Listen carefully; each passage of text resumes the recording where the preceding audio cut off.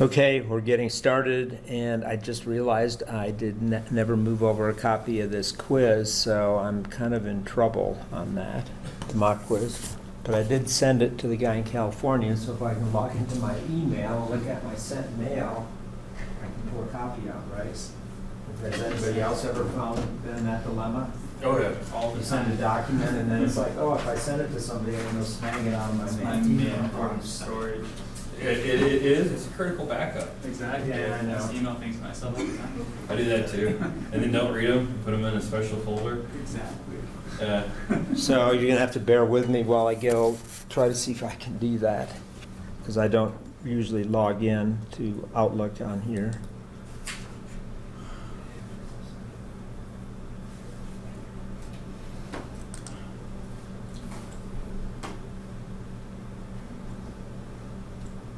In other words, this has got a lot of catching up to do because it hasn't been connected to the mail server for a while. It says 117.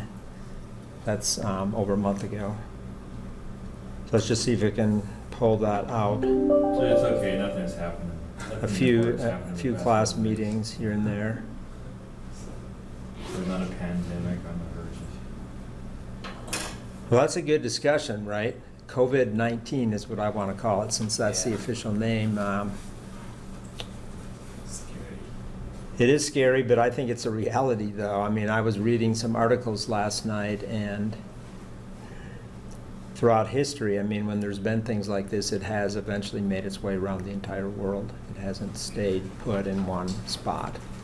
Yeah, but how bad it gets you is what you got to look at.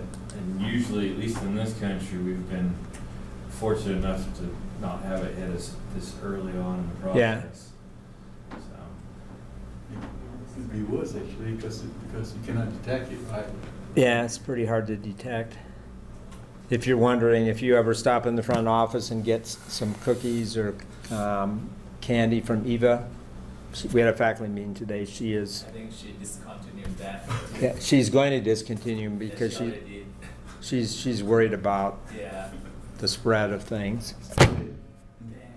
She's told me she sees people come in there and sneeze into their hand, and then they reach their hand into the cookie jar.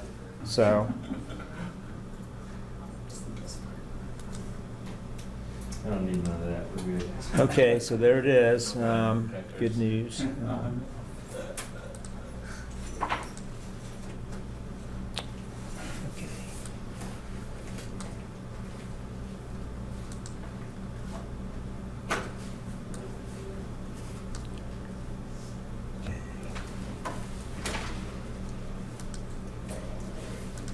Okay, so hopefully you've been studying it while I haven't been talking too much, and we'll look at it right now.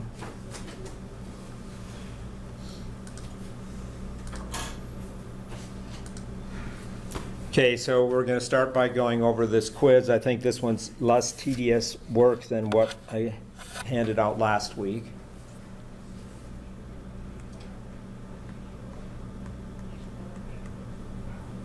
So I gave two problems. One is like what we were talking about last time in class on amplitude and delay distortion. And the other one is working with frequency response and power spectral density. So the first one is you've got two sinusoids, one at 200 kilohertz, it looks like, and one at 5 megahertz. And you've got a filter, which is an ideal brick wall filter that we can talk about its cutoff. I'll draw a picture right next to it. And so we're interested in the power spectral density at the output of the filter. And I give you the equation for the output power spectrum given the input power spectrum and the frequency response. That was in the notes. I went past that a few days ago. But does anybody want to give me how they would start this quiz if you were working it?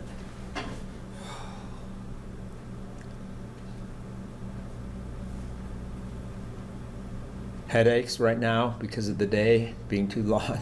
Yeah. Okay. I know what I would do. I would start by drawing a picture right next to H of F, probably. Just have a visual of what's going on. Does that sound like a good starting point? I would like Just to- have a little visual, so.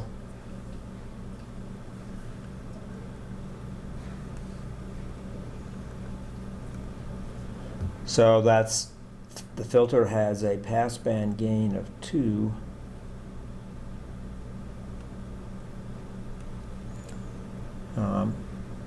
And because of the 2 down there in the denominator in the rect function, that means that, it's the low-pass filter and the cutoff frequency is at what frequency?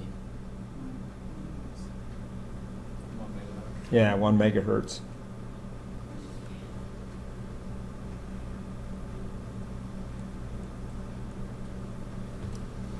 And of course, this is the brick wall filter, so nothing passes. So now we can just think, where are the frequencies at the input? The frequencies that are coming into the system are at, like I said, 2 times 10 to the 5th. that's 0.2 megahertz, right? And this is 5 megahertz. 5 megahertz, so 5 megahertz signal is outside over here. And the 0.2 is right in there. And the amplitude on that one is 3/2, I guess, if we wanted to have it in terms of the Fourier transform. And this one would be 5/2, and then of course there's another copy in there and another copy out over here. But the only one that matters is the one at 0.2 megahertz, right? So that one's going to get through the filter. Except now we want to have it in terms of power spectral density, so we have to transform the spectral lines into the power spectral density domain. So we might go through the trouble of writing that out.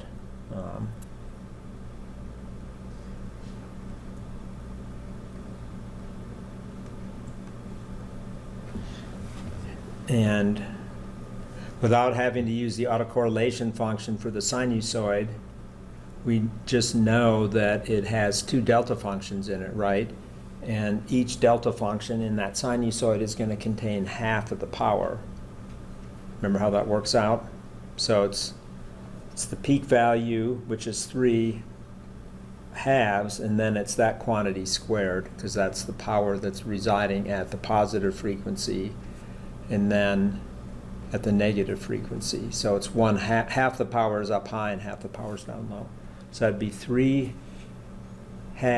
or another way of doing it is to just say, okay, if that's 3, the power there is 3 squared over 2, right? And then the power splits between the positive and negative frequency to be 3 squared over 4 and 3 squared over 4. Is that right? Because you know it has to integrate to the total power. The total power is the amplitude squared over 2. Is that a good way for you? I mean, you have to come up with something that you can remember, and that's the way I like to think of it. The total power is always the amplitude squared over 2, and then what the power spectral density does is it spreads it between the positive and negative frequency equal, because you know when you integrate the power spectrum, you got to get the total power, right? If you don't like thinking that way, tell me which way you want to think of it, because you got to come up with something that works for you, and I have my things that I have burned in my brain. I think that's one of the things about engineering. You have to just hold fast to certain things and say, I know this is true, and don't be swayed by somebody else in the room. You just got to hold on to what is solid to what your understanding is from the beginning. Does that make sense? Like in a meeting, I can picture people arguing, and you just got to stay with you got to be able to show it probably, like fundamentally, how would you show it? Total power is amplitude squared over 2, and it's a 2-sided spectrum, so the power has to split equally. I consider that to be pretty robust in terms of being able to go with it. So that would be 9/2.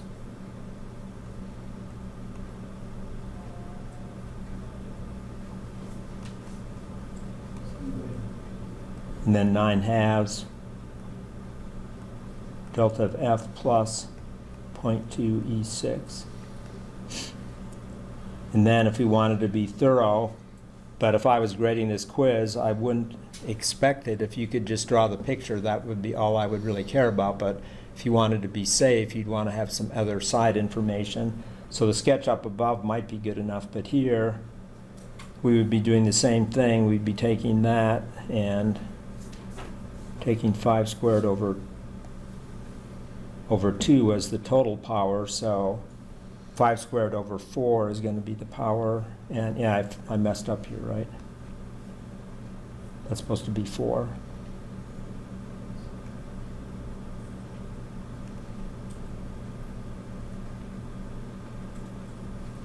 So for this one, it would be 25 over 4.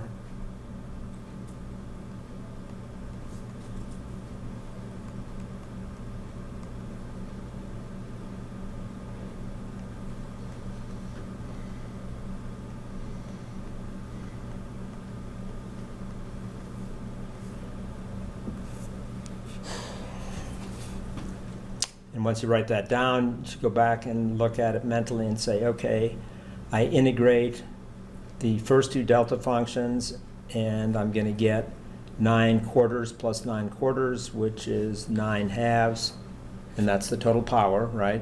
So I know I'm good there. Integrate the second 2 deltas, and I'm going to get 25 quarters plus 25 quarters. That would be 25 halves. That's the power for that one. So I'm pretty confident that got it right. So now what you have to do is you can just put the marks down here.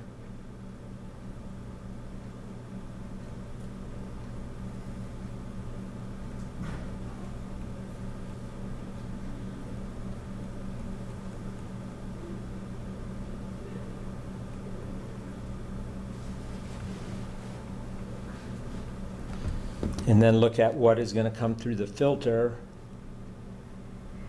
There's going to be nothing coming through the filter here, so there's nothing sitting there, because the filter, we already decided from the very beginning, blocks 5 megahertz. But it will pass the signal at 200 kilohertz or 0.2 megahertz, and the gain of the filter, the voltage gain of the filter is 2, so the power gain is going to be that value squared, because our formula here says it's going to be the input spectrum times the magnitude squared of the frequency response. And of course this all makes sense, right? If we're computing power at the output, we take the amplitude at the input, it passes through the gain of the filter and becomes an amplitude at the output, but then to get power again we have to square it, right? So that's where this formula comes from. So that is going to be a 4. So it's going to be scale factor of 4. So that means there's going to be a 4 times the 9 quarters and a 4 times the other 9 quarters. So we're going to have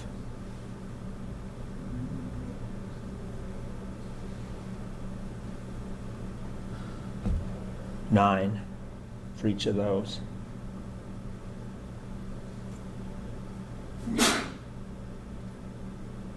that look right? Gain of the filter squared is 4, so it scales the delta functions by 4, so you get 9. And then down below here, the average power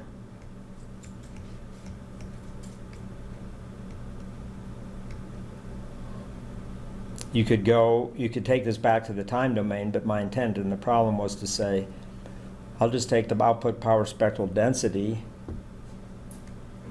and drop that right in here and integrate it,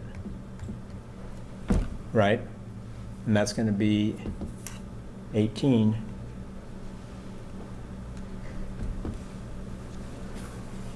Does it look good?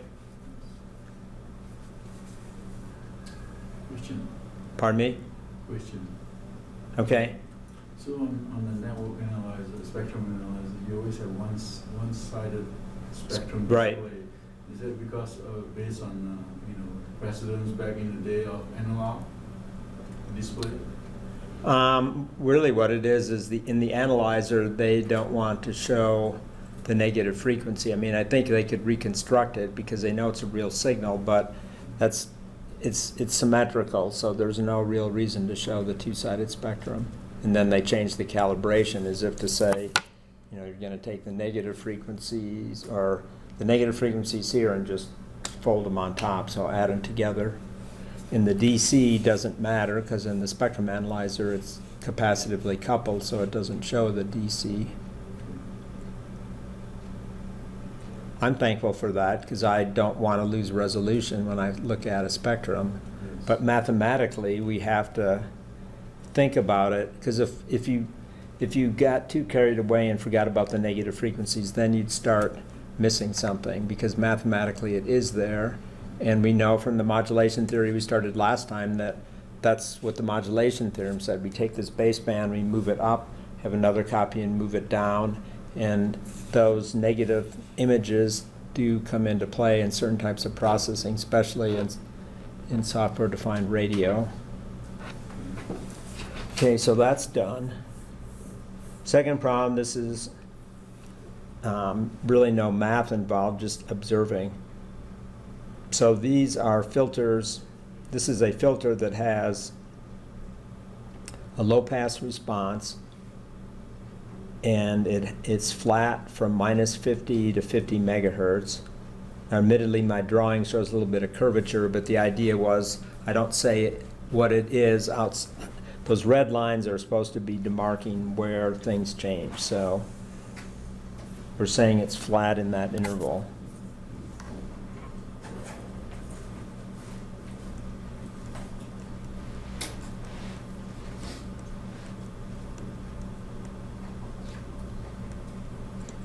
And over here in the group delay, the way I tried to draw that was it's flat in this interval.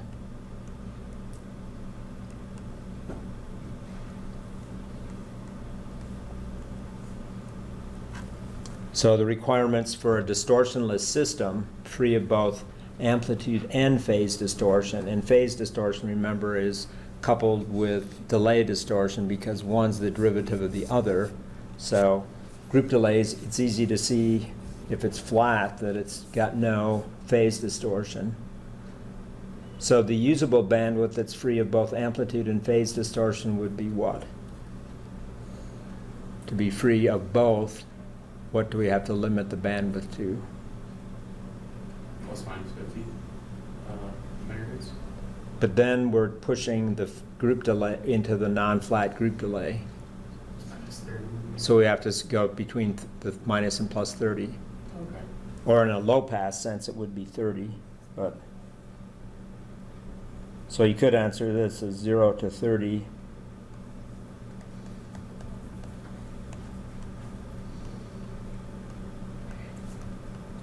As a low pass measure. Again, thinking of this of the analyzer, I guess, in the lab, but you could say mathematically it's flat from minus 30 to plus 30, but again, if we're assuming about a real system, this symmetry holds. So if you want to talk about amplitude distortion only, and you're not caring about delay distortion, then you have the ability to have a wider bandwidth, right? So then it can go from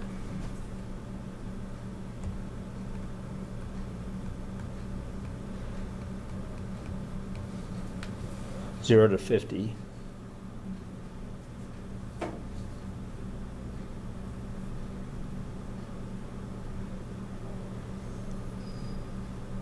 And some people maybe don't care about the delay distortion.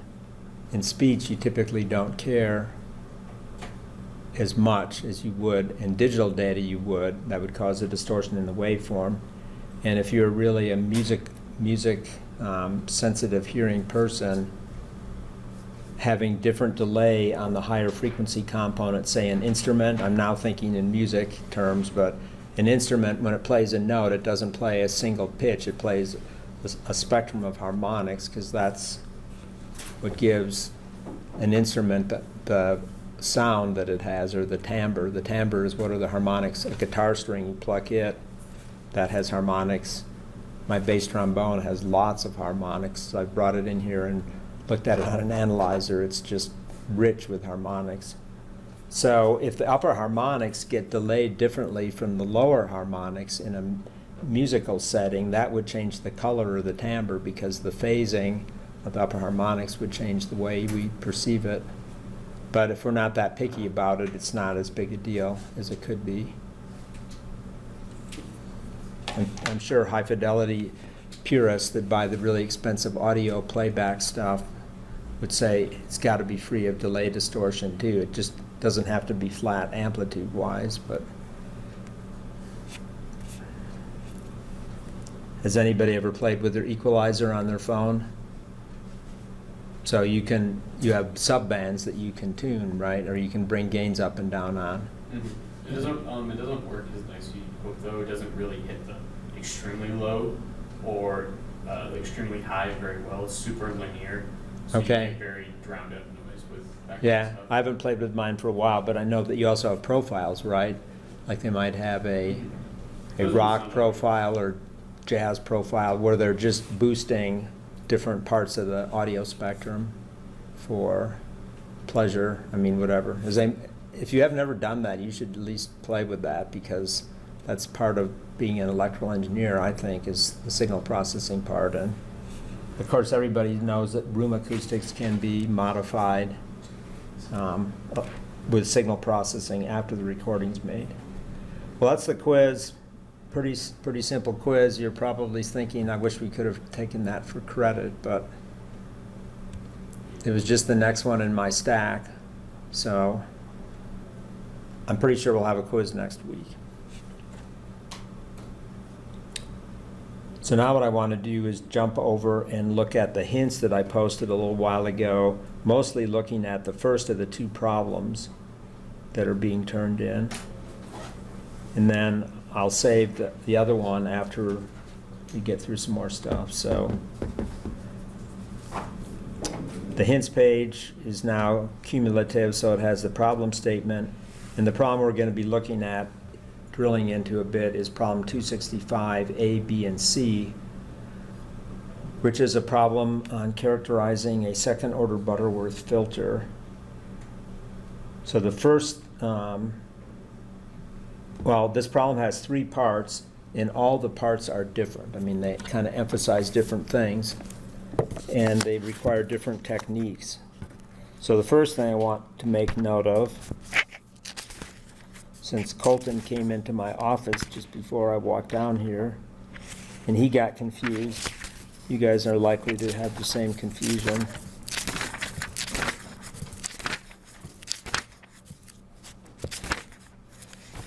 And this is hard for me to hold up. I don't want to turn on this camera thing, but it's on a right-sided page where this problem starts. It starts at the bottom of the left column, and then it goes up to the top of the right column, but there's a figure thrown right in there. That figure has nothing to do with this problem. That figure is just simply placed at the bottom of the column.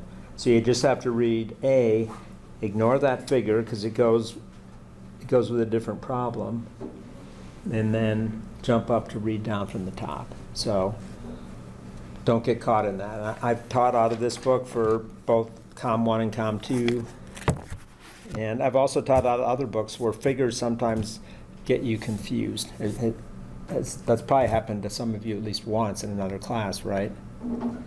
That's a layout thing for the people that lay the book out and decide how to put figures around. But at any rate, the first part of the problem is showing that the frequency response, H of F, given there for the second order Butterworth is as it states. So down here in the hints page, I just refer you to the problem, which is actually partially worked on page 71, and in particular equation 2.219 has pretty much got you right there. You just have to do some substituting. So I think that's the easiest part of this problem, to get that substitution worked through.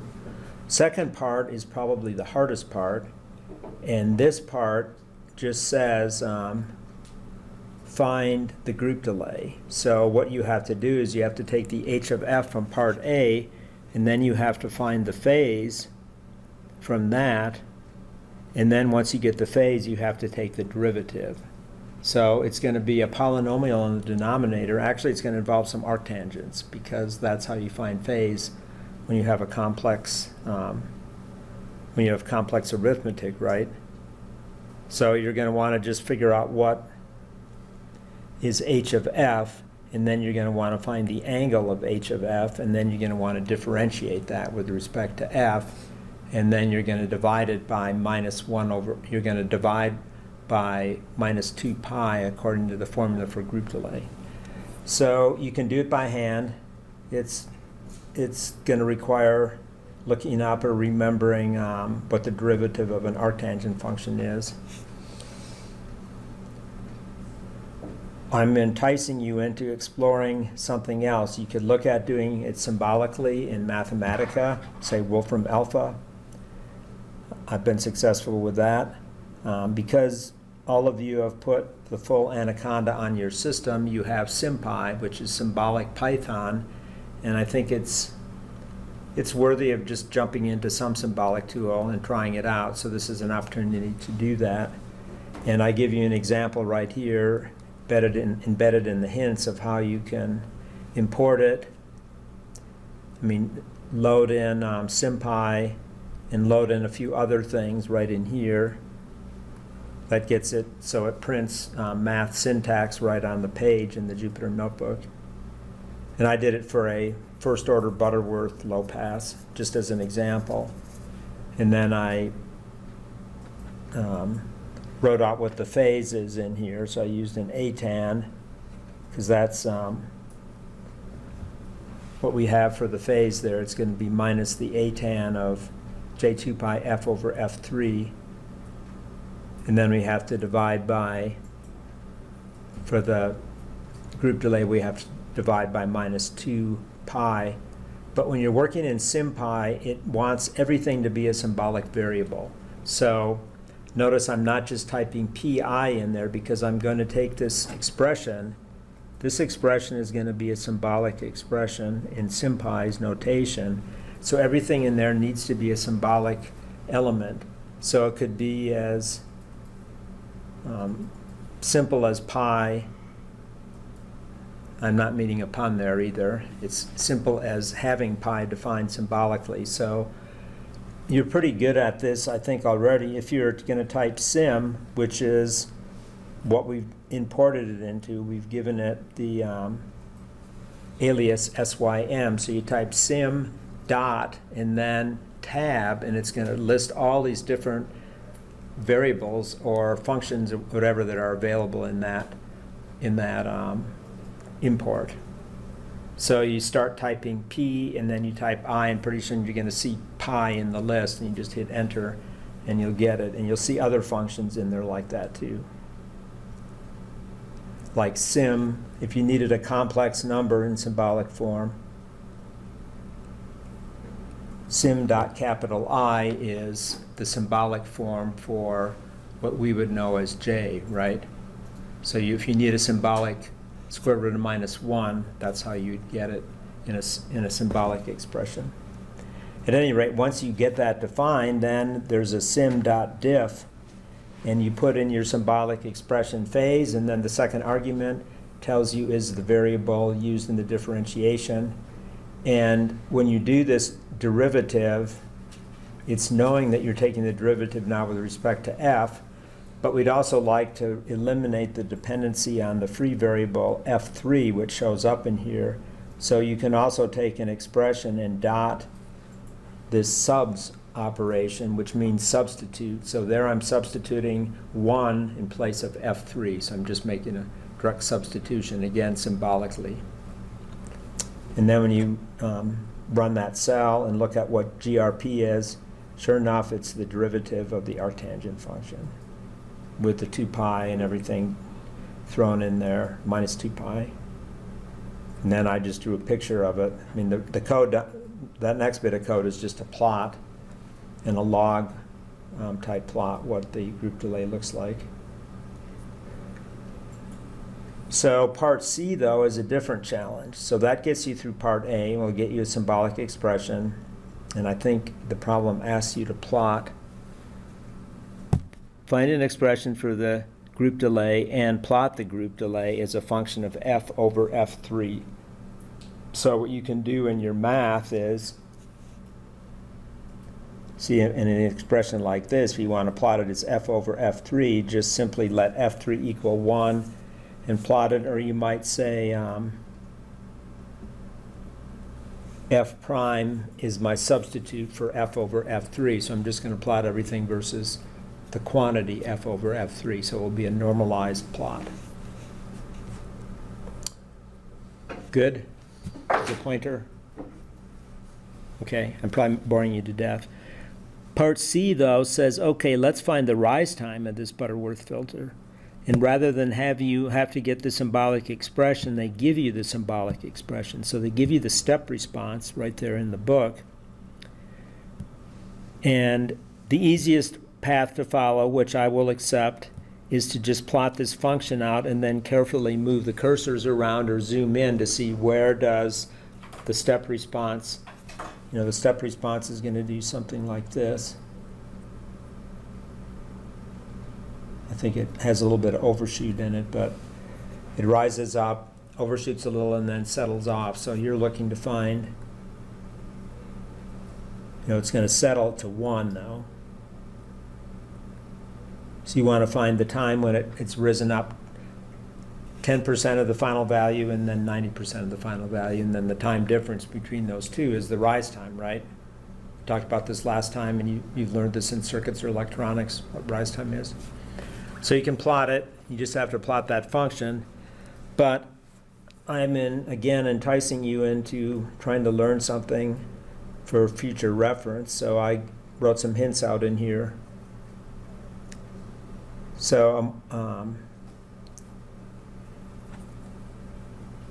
what I'm sort of enticing you into is a more elegant solution where you're numerically going to solve for the root of an equation. And you've probably talked about this in calculus a long time ago. You have some function g of x, and the root of g of x is where g of x equals 0, and g of x could have multiple roots in it, right? If you were plotting a sine function, it has periodic roots. But if you just have some kind of weird function, it's like, where are the roots? So if the function is, so you get g of x, in this problem, you're going to get, okay, just quit working. Here we go.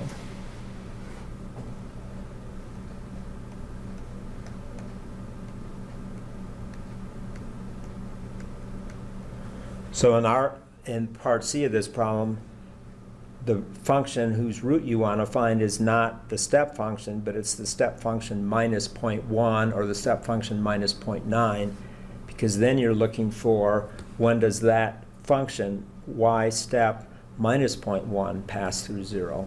When does y step minus 0.9 pass through 0? See what I'm doing there? It's called the objective function sometimes in analysis. So how do we find roots of a function? Python SymPy does that, and also it does it numerically. And SciPy.optimize, which is a part of the SciPy package that is on your system, also can do that. So I demonstrate two approaches in here. First, I do it all around an example. So I take the low-pass filter again, give its step response, plot its step response, and then, as you learned in electronics or circuits, wherever you did this, you can solve for the rise time analytically using the equations I highlighted down below here. Does anybody remember doing that or seeing that? But in this problem, in the homework, you can't do that. You can't just write an equation out. It's more complicated because it's got too much transcendental math stuff in it where you just can't invert it and solve for a variable. So, but I just use this for an example. So in SymPy, you go back to use the same idea, the same setup. You define some symbolic working variables, put in the step response function, and then what you do is you load that function in. Again, you make the substitution f3 equals 1, but then you subtract 0.1 from it, and then next 0.9 from it, and you're going to use a function called nsolve. So nsolve takes as its first argument an objective function, a function where we're trying to find where its argument makes the function equal 0. So we want to find the time value where the objective function is 0, and that's going to either be where we have 0.1 in the step response or 0.9 in the step response. And whenever you do a n-solve kind of an operation, you have to usually give an initial guess. It's like, where do you think this root's going to be? Because the typical function can be very complicated, and it could have all kinds of roots in it. So what you have to do is you have to say, I'm looking for a root in this vicinity. So it assumes you've already drawn a picture of the function. You kind of have an idea where that root is, but you want this function, this n-solve, to just snap out the exact answer with lots of digits. Does this sound interesting? Do you sound like you'll ever run into this again? I run into it. I mean, it's just kind of like it's a neat technique to know that you can be more elegant about finding the root of some equation rather than just kind of hacking at it by plotting and zooming and saying, I think it's about here, but let the computer numerically hone in on it for you. So we did for square root function, we had to build for. Real-time DSP? Real-time, Yeah, exactly. So I gave it an initial guess of 0, and it found a value that I knew was right in this problem because I knew what it was from up here. I knew what the number was going to be. And then I plugged it in again over here, and I wanted to find the root where the objective function goes through 0.9. And I increased the guess value, and then I give you the difference. Bangs it right out perfectly, and this is a function that you don't need to do this n-solve for, but just as an example of how the technique can work. Trust me, I go through this in even my graduate classes because most graduate students don't necessarily remember how to do this, or they don't know how to do it in Python. So that's SymPy. SciPy.optimize can be imported, and it's got a function called fsolve, and fsolve does the same thing, except when you use fsolve, you have to write a function called the objective function, something that you can plug into fsolve that's a function that you're trying to drive to 0 by its argument. So I write the objective function there, is that def, and I put a parameter in. So this is a parameter that I can pass in to my objective function. And I'm going to either pass in 0.1 or 0.9. So that way I can tweak it without having to rewrite the function every time I want to change what my objective function is. Because my objective function is going to change. One time it's something minus 0.1, the other time it's something minus 0.9. Because face it, functions that you want to find where the zeros aren't always going to be the same. You're going to want to move where that 0 is that you're trying to solve for. The search functions, this fsolve, is designed to find where some function passes through 0. So we're just creating an objective function that will pass through 0 at the point of interest, at the argument of interest. So fsolve, once you have that put together, I just pass in the objective function, and then I give an initial guess, and then this optional argument command comes in to tell what the thresholds would be, either 0.1 or 0.9. And the way Python works, and this is a nuance, and then the tolerance is the last thing, but this a nuance of Python is this. When you put in arguments, and if you're only putting in one argument, you put them in as what's known as a tuple, which is a immutable data type. You put a value into it, but it can never be changed. But when you put in a one-element tuple, you have to put a comma after it, because otherwise it doesn't know that it's a tuple. So even though you don't have a second element in the tuple, you put a comma there. Does that sound weird? Yeah. It's just the way Python works, though. And how did I learn that? By making the mistake and then reading about it, asking questions, using Google or something. It's like, okay, so that comma just has to be there. If you had two parameters you were passing into this function, you'd put two parameters in with a comma between them, and all would be well and fine. But if you're only putting in one, you have to make sure Python knows it is a tuple with one element, and it's got to be a tuple, so you can't ignore the parentheses. So I do that, put out a formatted print statement, and the number comes out just fine. Try it. Try one of the two. I mean, you don't have to go crazy, but if not, save it for later. You may want to come back to this. I come back to this over and over again, and I have to usually go back and look at some other notes. It's like, how did I do this last time? Because it's just like it keeps coming back. What are the steps I have to go through? And I did it in MATLAB many a time. I've done it in Mathematica. I mean, it's just something that comes around a bunch. It shows up in almost once a semester in every class. So that's that. Now let's go back over to chapter 3, where we left off. I'll let you look at the other stuff. Well, yeah, I want to come back to the other hints if I need to. Let me just see what the other problem is to make sure I know where I'm headed, since it's due on Tuesday. The other turn-in problem is 311. I think that's a plotting function, a plotting something problem.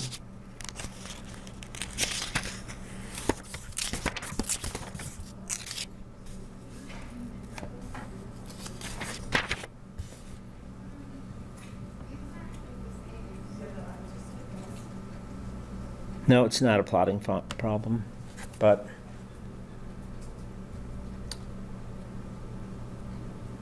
let's see, where did that go to?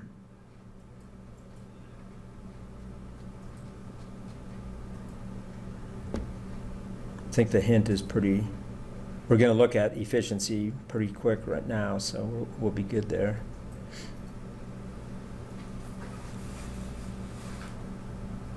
I'm telling you, it's a real easy problem. You won't believe me. I say what I say in the hints. Don't be confused. This is really an easy problem. What's confusing is you think you don't have enough information, but actually you do in this problem. And I'll maybe come back and look at this before we leave today and remind me if you don't think I've said enough to help you with it. So last time we were talking about double sideband, and then I jumped to look a little bit at amplitude modulation. The big thing about double sideband that we looked at was if you don't know the phase, if you don't know the reference signal at the receiver, the 2 cosine 2 pi FCT, if you don't have an exact knowledge of that at the receiver, you've got a problem for most applications of double sideband. You need to get it back exactly. So how can you do that? I suggested one technique would be to use a carrier recovery concept involving signal squaring. And this narrow band tracking filter that I show there actually can be a phase lock loop, and we're going to be looking at phase lock loops in chapter 4. And this is one application of phase lock loops, is to actually generate a carrier. And sorry, John, I didn't have my microphone clipped on, so it's not going to be very nice sounding, but I run my audio through a compressor, so I equalize the volume level before I produce the video, so I'll at least be able to adjust the gain level. At any rate, a phase lock loop of some sort. Another technique that we mentioned last time was just send a little bit of unmodulated carrier with the signal to help the receiver along. But in both cases, there's still a fair amount of complexity in the receiver to regenerate a coherent carrier. And I think I was telling you that AM broadcasting came about because amplitude modulation allowed the receiver to be very easy, the transmitter to be very expensive because it has to broadcast more power. But in the early days of radio, the idea was make the receiver cheap so everybody can have one. Nowadays, the coherent schemes are used for applications where it's really important. We use it in cellular telephony, It's definitely used in space communications because that efficiency is really important. Those of you that have cell phones, like playing with a cell phone, you want your battery to last a long time, right?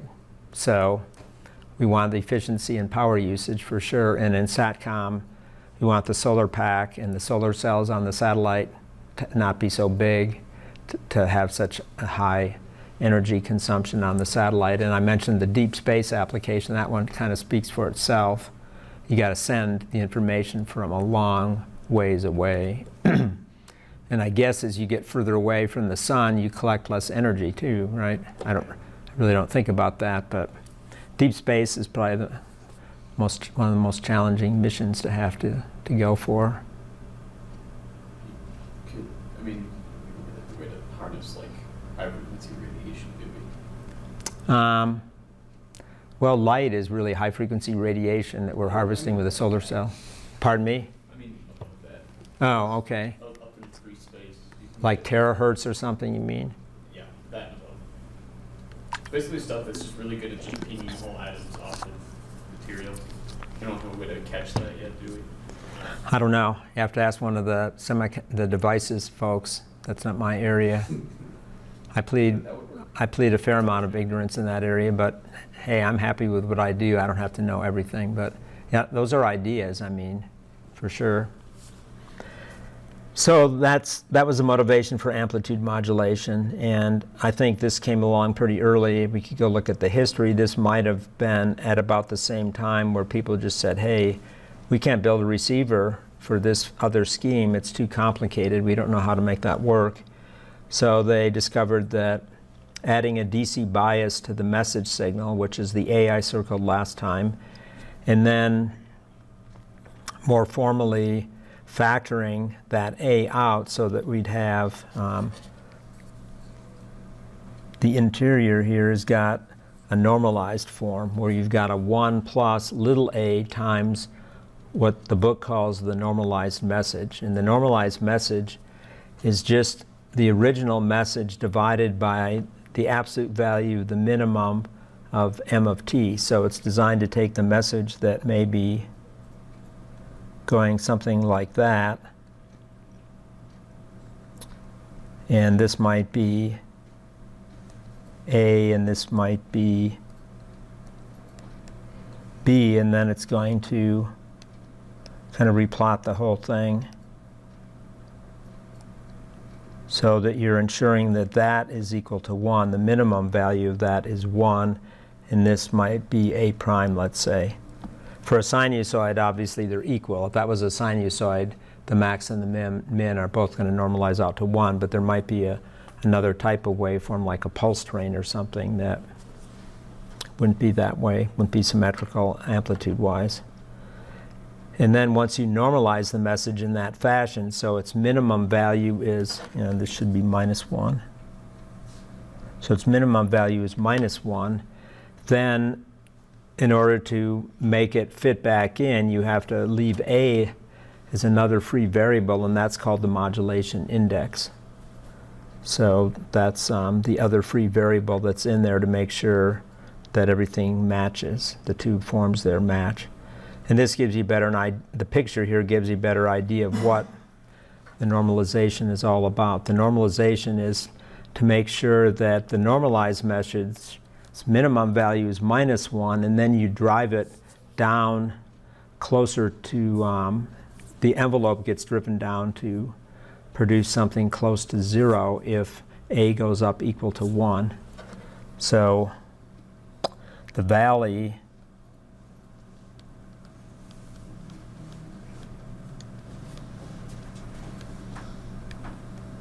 is going to be at 0 if modulation index is equal to 1. And that's called, having A equaling 1 means we're operating at so-called 100% modulation index. And on the function generators that you're using in the COM lab, that will be the way they display when you're running AM. And you may have done that already yesterday. Yeah, we finished everything except the LT Spice. Okay. Well, the lab instructor said your team was the furthest along, so that's good. We want to fix that. What's that? Don't influence him. Oh, It's too easy. But that's the idea of 100% modulation, is when modulation index little a goes to 1, the envelope is just closing on itself, but just closing on itself still theoretically assumes that if we half-wave rectify and slice off the top half and then send it through a low-pass filter and then a DC restorer so we can pull that bias off of there, then we get the message back. But if we were to go over 100%, then we can't get the message back completely, because it will be, part of the message here will be, will be going negative, and what will happen is the message will come down below here, and then this will go up above there. And now when you clip it off, look at the positive half, you've got distortion. And I think, didn't I have you observe that, or? Yep, it sounds terrible. Okay. It's mostly on the more, it's really weird because it's only really noticeable on the lower, like the low frequency range. Okay. Like when the bass hits on a song. Okay. Like the drum Are you guys are lab partners, right? Okay. And you use the super diode, right? No, I used a 1 in 4148, but it wasn't in an op amp, so that there's no turn-on voltage for the diode. oh yeah. Oh, is that what you mean? Yeah. Yeah, we did that. Yeah. That one was actually had a problem because the mixer, we had a problem with the gain out of the mixer because it wasn't guaranteeing half the gain. because Okay. It wasn't sucking it in evenly. Okay. Well, there's an offset in the mixers too. The mixers have those diode rings in there. We haven't talked about that yet. I was talking about that in my phase lock loops class yesterday, but those diodes can have a slight bias associated with them, even though they're supposed to be nearly perfect because they're manufactured on one die, so the diodes are all matched. But then there's another issue in that the transformers aren't necessarily perfectly symmetrical. The winding is not, the center tap is maybe not perfectly in the center. The data sheet talks you through that, though. It ended up being this, so we used the op amp with the diode. Okay. And then we would feed it into the speaker, and even with the speaker cranked to max, we could barely hear it. Okay. The game was terrible. Okay. Well, that's the fidgeting around to make the lime experiment kind of complete. It's just kind of a little hacked together circuit to prove the point. So you get a chance to see it though, and we're going to do that here today too. First, I want to go through power and efficiency to make sure we get through that, since that's part of the other turn-in problem. So this would be how you would generate the AM signal. You add a bias to it, to the message, and then you normalize it out to get the normalized message, and then you've got an AM modulated carrier that looks like this picture up here.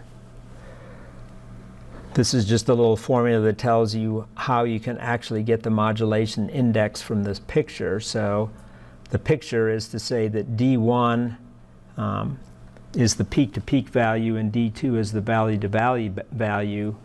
And the book walks through this too. So you're effectively just going to measure that value and then that value. And the ratio of those, the D1 minus D2 over D1 plus D2, that turns out to be the modulation index.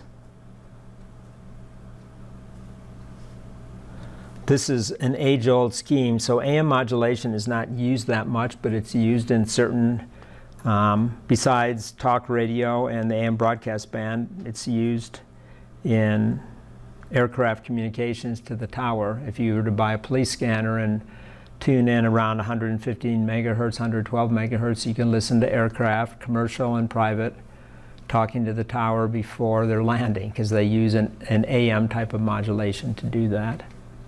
That was always wacky to learn, because when I was a kid, I used to think that the satellites would be aimed at my phone. Okay. And it would have a directed beam. But then when I learned that everything's a 360 sphere. Right. Well, you're not that special is what it comes down to, right? Yeah. I mean, I'm just saying that because that's something that's our human nature, to think everybody's looking at me when I walk across the stage at graduation, but guess what? When you go to graduation, you'll see that I call it the double pumping action where they've got people coming on the stage from this side and that side, so there's always two of everything happening, so. I just think it's cool because there's very little, like, the only thing keeping other people from listening to just your emitted waves is Mhm. like some encoding scheme, and that's it.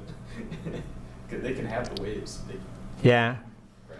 Well, this is another interesting thing that always has bothered me since I've built decoders and things, not legally, but I have played with stuff like that in the past. Oh, yeah, it's really fun. But I always thought if the wave is impinging on your body and it's on your body and passing through your body, you can collect whatever is passing through your body and you should have full access to it. But guess what? The law doesn't read that way. There's a law regards to a common carrier, I mean, a service, even though it's impinging on your body and your body is, having that radiation impinge upon it, you cannot collect it and make use of the information that's contained in that signal unlawfully.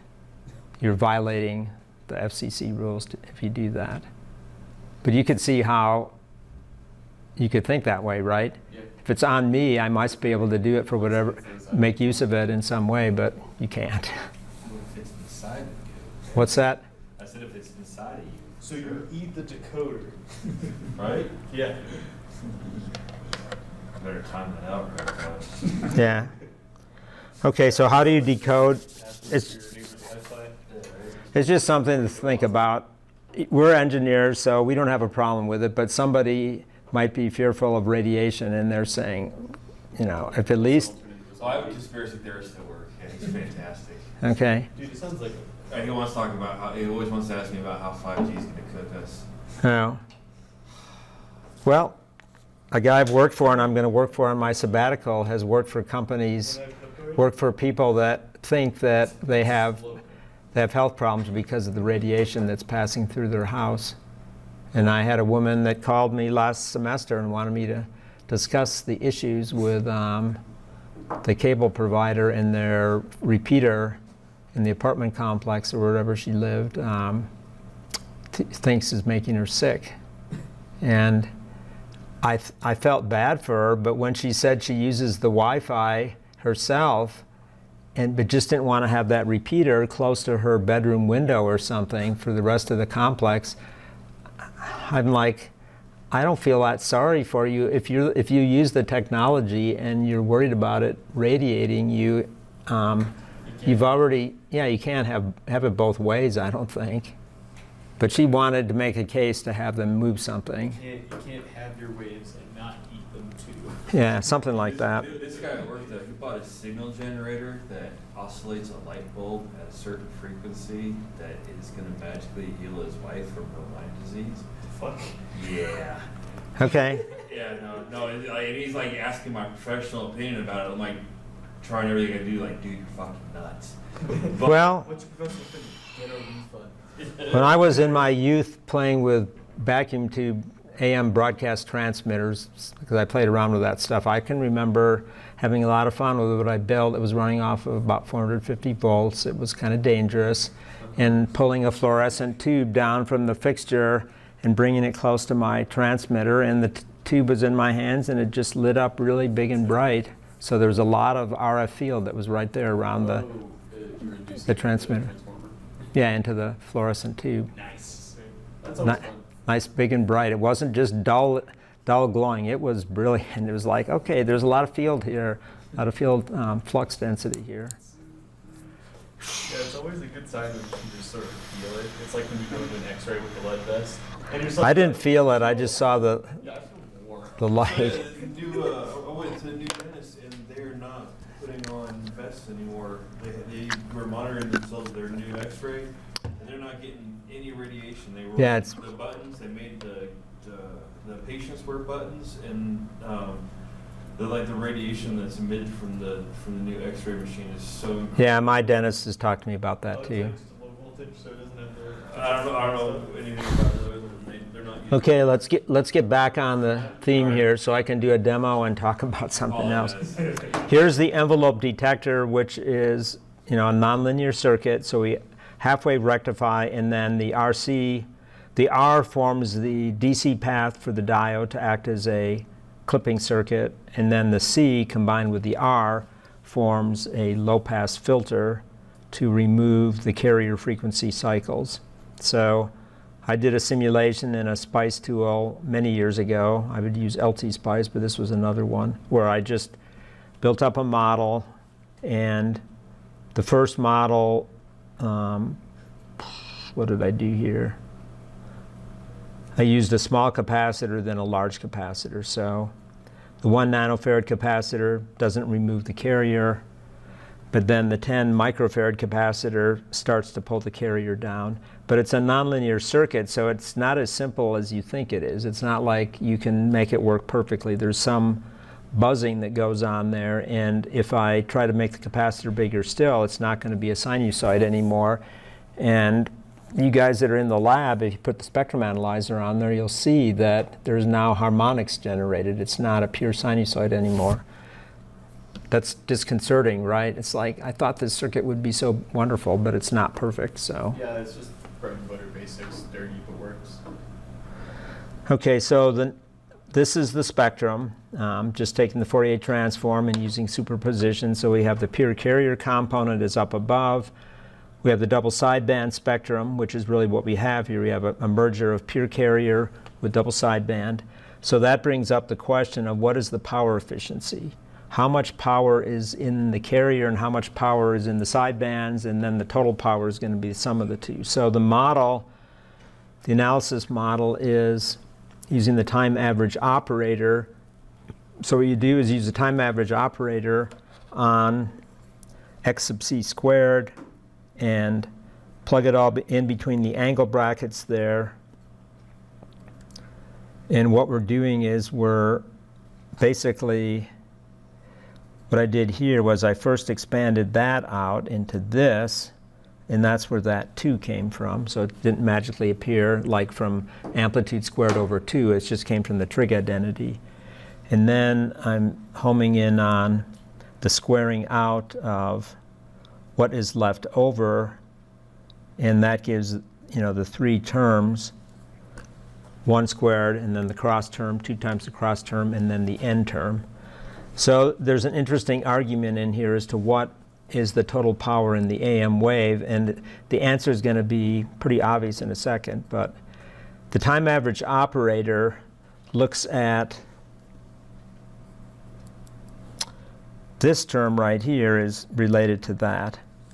That's your message. Think of it as a cosine wave or something that has a 0 average value. That put next to a cosine of 2fc, the average value of that is 0. And the way to think of it is the spectrum of that is pushed way up at plus and minus 2fc. The average value operator is looking for what the spectral content is at DC. And there's no content from that at DC. So that term is gone. So that's how I eliminate that.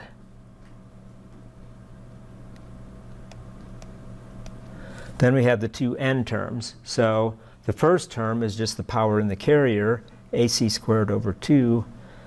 And then the second term is the power in the sidebands. And to actually get that, what we need finally to do is solve out for this, and that is dependent upon the waveform type. That's going to be the average power in the message itself. So we end up with this definition of efficiency. It's the power in the sidebands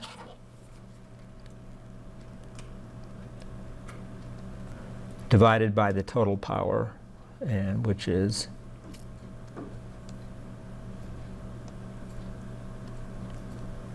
and then just reworking it in an alternate form. That's what the other variation is. So there's 2 ways of looking at it.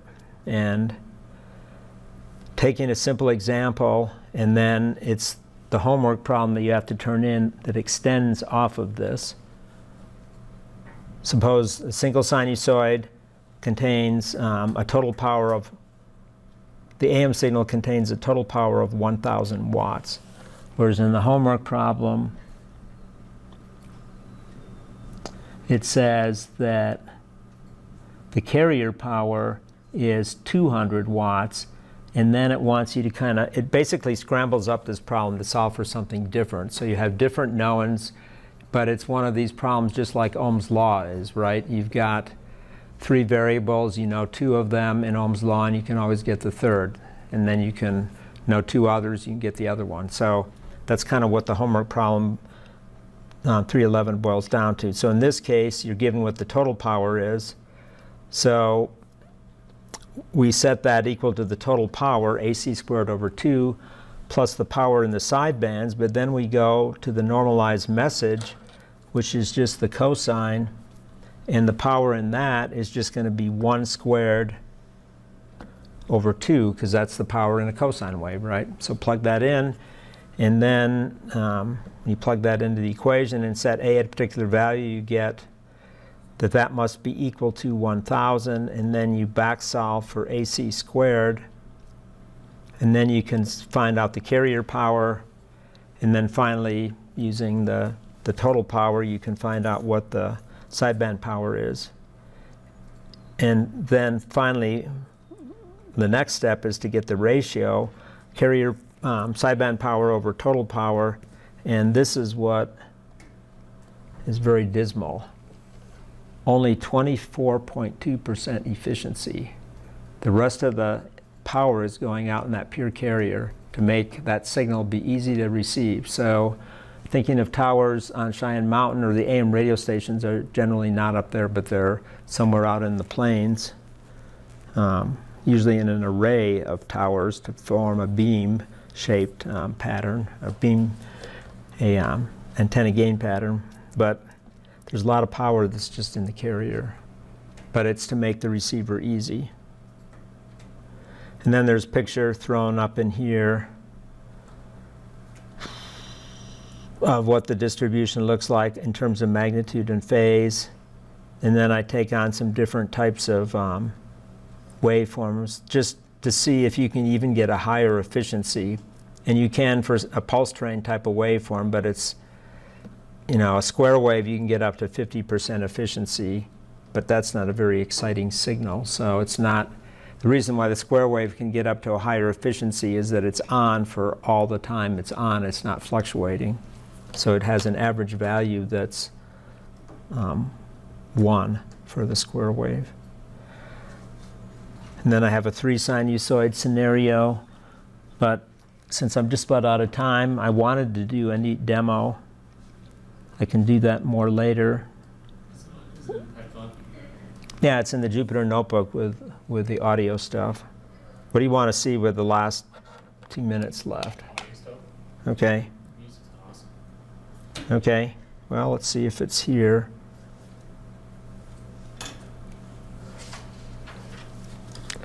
I was prepared to run this last time, but I'm going to go back to double sideband, because that's a more curious type of thing. So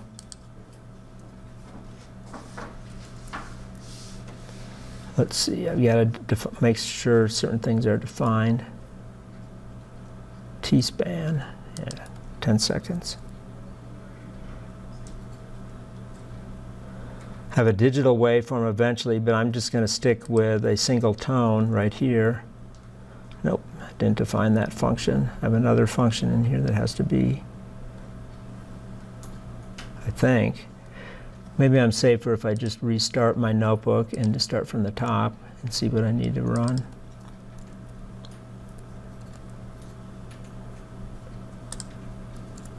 Import that female US voice.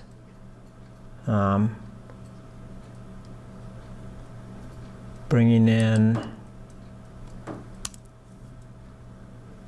by 12 was not defined. Oh, it's because I didn't run that cell to design this filter. This is a multi-rate object, which we'll get into when you do the first project. But now I can run this.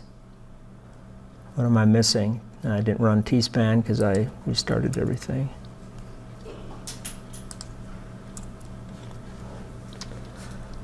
Okay, so there's the tone that I'm going to transmit at this point, and I can listen to it, but it's not very exciting. So now I'm going to send it into a double sideband modulator. It's So there's the double sideband signal, there's its spectrum. And I'm guessing the carriers too, I frequency to see it on those, the range there. The carrier is, I don't remember what it is right now, I can look and But see. it's like really big number, so you can't see it on that. It's 24 kilohertz is what the carrier is. So it's above our hearing range. Yeah, I was just saying, you can't see it on the frequency spectrum one, can you? Because of the range. No, I guess you could. No, this is it right here. 24 is right in the middle, and that's the upper and lower sideband. Right. So now I'm going to coherently demodulate it using a reference carrier that's defined to be right at 24 kilohertz. And that's familiar from last time. And now that is the power spectral density. That's the frequency we want to get, and this is the double frequency at 48 kilohertz. So then I design a low-pass filter, and that's my demodulated. And turn my volume down so it's not too obviously loud. That sounds good. So now we're basically out of time. I was going to make it a non-coherent carrier, but I want to do it with the speech. So I'm going to take the speech file in here in place of what we just used. Okay, so we're going to see a speech spectrum in here now. And we listened to it last time, so we don't need to do that. I'm going to transmit it, and there's the double sideband speech spectrum. And then coherently demodulate it. And that's the piece we want to keep after the low-pass filter. So we'll do the low-pass filter, and this is just a segment of the speech pattern and a chunk of its spectrum, but now I'll just play that back. To your left shoulder. Take the winding path to reach the lake. Now remember, if I don't use a coherent demodulator, so suppose I put this at a frequency that's not coherent anymore, like I could pick, I'll make it high by 500 hertz, okay? And now I'm going to take the spectrum of the speech effectively and then demodulate, and I'm going to get a copy of it shifted up by 500 and down by 500. So maybe I should make it 200. So spectrum, you can't really see a difference, but when I listen to it, we're going to hear a difference. To your left shoulder. Take the winding path to reach the lake. Note closely the side. So what are we listening to? We're listening to the overlay of the spectrum shifted up and shifted down. So it kind of sounds bad. It has kind of a bad sound to it. If I did a single tone, we would have heard two tones beating with each other, whereas this is the whole spectrum of the speech. So That's pretty cool. I'm out of time though. It's just that easy to make horror, like, Yeah. Oh, sounds that are kind of intriguing. just that easy. Well, I've got a neat example in here. I'll show you this sometime. This is my 3D audio demo, binaural hearing, and I'm using Pi Audio to stream things with, but save that for another time. Well, you've got some things to do. You've got 2 problems to turn in, and then we haven't picked the day for the exam, so rats, I didn't get to that because last time we didn't have everybody here. But the days I'm shooting for exam 1, I believe are the 10th or the 12th, isn't that right? So can I take some clearance on that? Yep. Does anybody want to make a motion for which day to go for? I could go for was it 12th? Yeah. Thursday. I'd push for the 12th, just, dude, I got so much going on, man. Well, what about others? Yeah. Okay. 19. No, we can't do that. That's spring break. That's before spring break. So we got to have it. Okay, so I'll make that a final deal, and that'll be posted up there, and then it's captured now in the video. We're going to run past what we need to for the first exam, so we'll be on to new stuff. Oh, so